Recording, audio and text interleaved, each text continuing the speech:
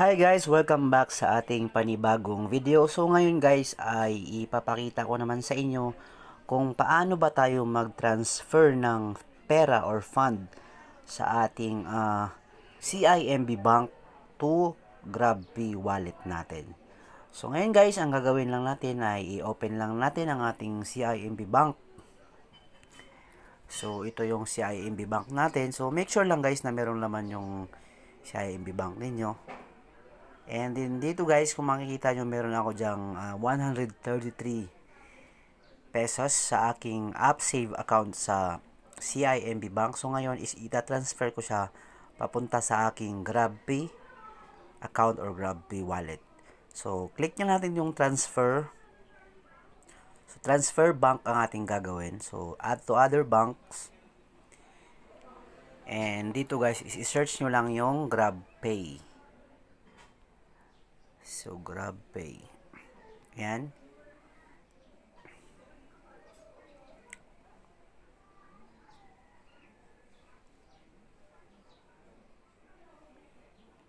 Ayan. And then dito guys, ilagay nyo lang yung name ninyo and then yung GrabPay account niyo, yung mobile number na naka-upgrade or naka-register sa inyong GrabPay account.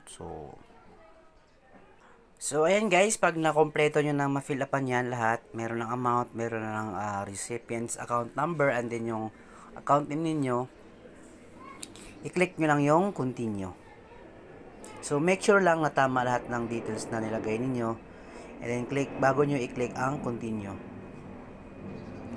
So, kung makikita nyo guys, wala din siyang transaction fee, kung makikita nyo dito sa may bandang baba. So, amount is 100 and then yung fee niya is 0 yung nakalagay. And then, i-click nyo lang yung confirm. And then yung IMPI ninyo dito sa inyong CIMB Bank. So, ilagay nyo lang.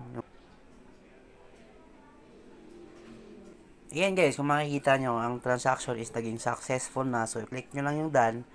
So, ngayon guys, pupunta tayo sa ating GrabPay.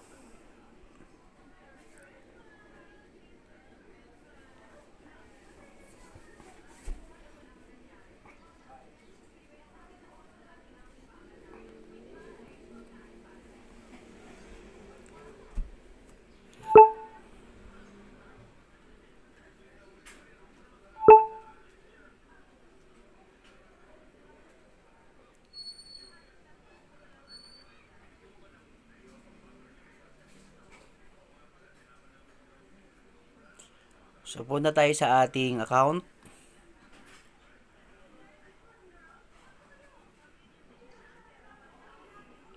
And then, dito pala tayo sa ating payment para.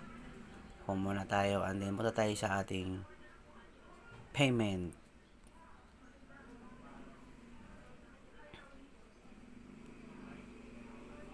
Ayan guys, kung makikita nyo guys, meron ng laman ang aking GrabPay wallet na 100 pesos. So, ayan yung transfer ko from CIMB Bank. Ayun. Kung makikita nyo sa baba, ito yung history niya. Recent transaction. December 9. So, yun lang guys. So, kung may mga comment kayo, question, mag-comment lang kayo dyan sa section box. So, thank you for watching and don't forget to subscribe for more video tips and tutorial.